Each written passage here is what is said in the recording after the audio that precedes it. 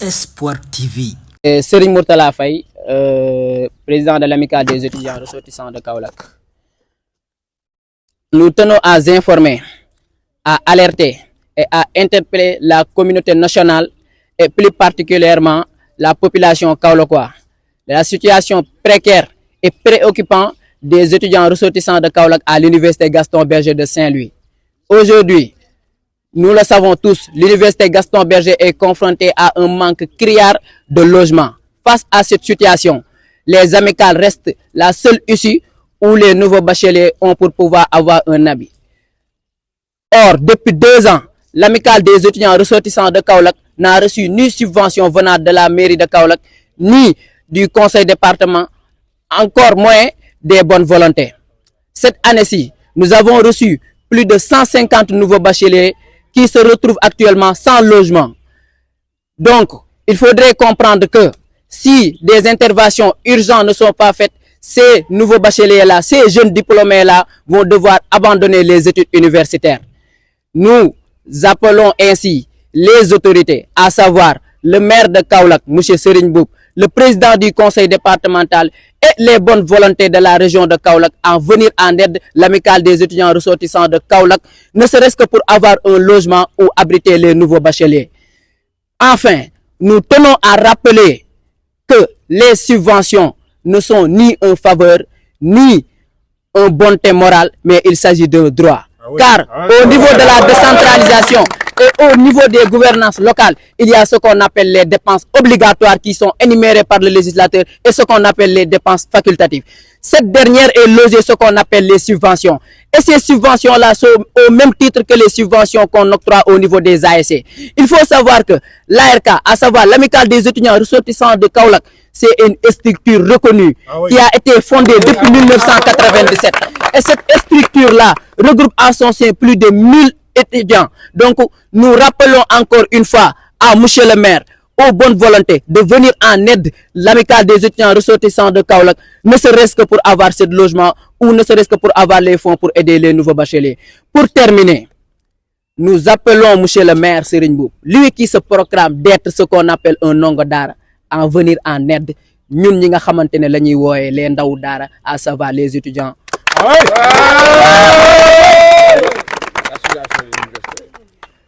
Voilà, la situation de l'université,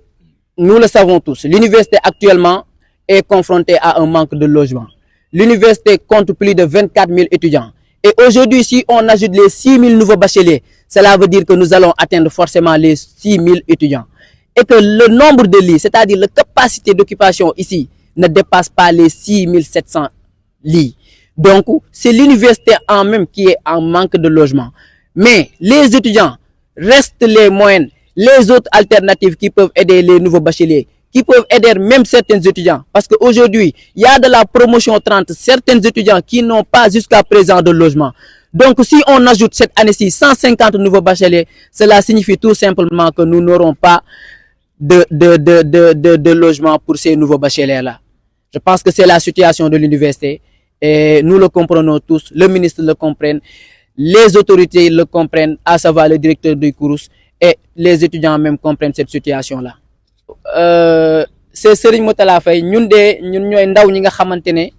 ñun ñoo dajalo di xex ak yelleef bépp ndaw mi nga xamantene bépp ndongo daara buy jógee ci dëkk ba ñuy wax Kaolack nekk fii ci daara ju kawe ju ñuy wax université Gaston Berger di jàng ñu koy wooyee ARK. waaw ñun de dañ fi daje woon pour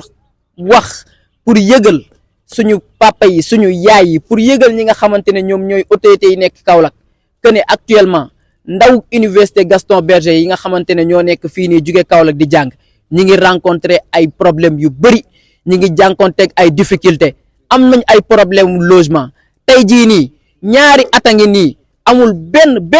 ndimbal boo xamante ne jóge na ci municipalité jóge na ci maire Kaolack ñëw ci ñun ñi nga xamante ne ñun ñooy étudiant Kaolack yi amul benn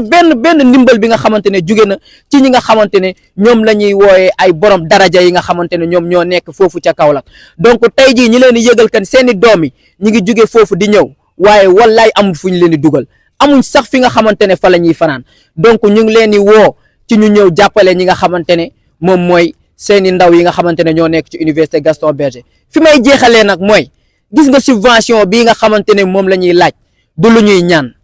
suñu droit la suñu àq la parce que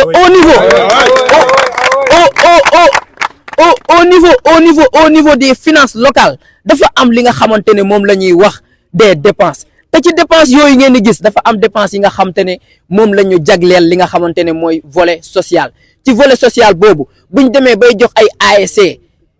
subvention war nañ ko mën a jox li nga xamante ne moom mooy association étudiant parce que association étudiant yooyu noonu nuñ leen reconnaître nuñ amee seen i papier légal noonu la amicale yi amee seen papier légal encore une fois nous appelons ñi nga xamante ne ñoom ñooy daw di jubali ci li nga xamante ne mooy maire Kaolack bi ñu ñëw jàppale ndaw yi nga xamante ne ñoom ñoo nekk ci daara ji nga xamante ne mooy université Gaston Berger de Saint-Louis.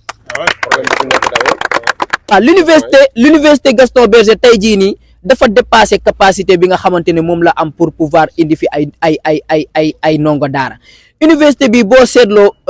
tey jii dem na ba ci 30 000 étudiants la nar a yegg parce que yokkaat nañ ci 6 000 nouveaux bacheliers xam nu mu koy waxee ci wolof noonu mais maanaam daal université bi tey jii nii université Gaston Berger nekkatul la nga xamante ne moom lañ doon wax université de prestige université bi nga xamante ne ku ñëw da ngay am foo dal tey jii nii am na ñu fi nekk def fi at te ba tey jii nii amuñ fi nga xamante ne foofu lañ nekk ci campus bi dañuy nekk di loger fi nga xamante ne mooy hors campus fa lañ am ay ñéeg di ko fay tey jii nii suñu ay bourse la ñenn ñi jël ci bourse yooyu noonu di ko jagleel amicale bi pour ñi nga xamante ne danañ fay def suñu ay rak tey jii nii dem nañ ba nga xamante ne ñenn ñi bàyyi nañ jàng lenn kese moo ko waral mooy ñàkk fi nga xamante ne fa la ñuy dalloo ñàkk fi nga xamante ne suñ demee ci amphi jàng ba pare dinañ fa mën a dallu donc loolu moo waral tey jii ñu xam ne université Gaston Berger nekkatul université boo xamante ne dafay accueillir nouveau bachelier yi ku ñëw am fi nga dëkk université bi dafa am problème mu dalwaay dafa am problème mu dëkkuwaay noonu moo xamante ne mooy situation université bi concernant li nga xamante ne mooy wàllu logement yi. salaamaaleykum waa Sénégal salaamaaleykum waa région de Kaolack min mine wiye Ibrahima Diallo hande noon ko hawrdini min ko ɗo ko pour haalde e situation université Gaston Berger ko abbiti he étudiant ji gummorɗi to Kaolack enen fof eɗen gandi université Gaston Berger mo waɗat rencontré probléme aji gabbitiɗi he affaire ɗo hoɗa affaire hodde genre eɗen mbaɗi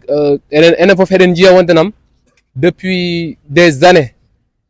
a yiyat garɗo ɗo pendant 2 ans à 3 ans a wawata daño ɗon koɗɗa joni noon eɗen mbaɗa constaté à chaque fois nombre ono ɓeydo chaque année donc eɗen mbawi wi toon ko université o no dañi probléme ɗo yimɓe koɗi te enen wa région de Kaolack chaque année eɗen ɓeyda yokkade chaque année eɗen ɓeyda dañɗo wasde dañɗo koɗɗen si a daari hikka en dañi plus de 150 étudiants gummorɓe to région de Kaolack te si a daari en gala ɗo ɓe goni enen gonɓe ɓe nder cuuɗi men en mbatta obligé jaltan totten bleuji men e bleusaji men ɓe mbaɗa loger enen e ƴeewen ɗo gonoyɗen te ɗum ɗon no metti depuis des années joni noon eɗen en plus enen ko wallanomen koko affaire subvention te eɗen mbaɗa constaté depuis 2 ans en ngala haalis guimmorɗo heede toon to immori he maire to immori he conseil communal en dañata haalis gubboro toon te on wallanomen te nino o haaliri ni affaire de bourse uji men ƴeftanoɗe en ballodira he affaire logement ji men te hay on joni mbiyat ha ɗum waɗa ɗumani no ɓete eyyi sur ce eɗen nodda kala autorité jiyaɗo au niveau de la région de Kaolack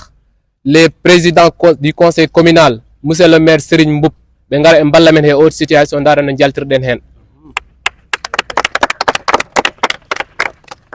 en plus eɗen ciwtinira ɓe wonde nam enen o ko namdoto eɗen ko wona haalis mo okkete ɗen wona haalis mo ganduɗa ko en jaloto ɗum ko haalis mo jeenɗen ko e men par ce que en dartidima ASC ji jeeyaɗi nder région de Kaolack foof chaque année ɓe mbaɗa jot subvention ji mabɓe joɗɗi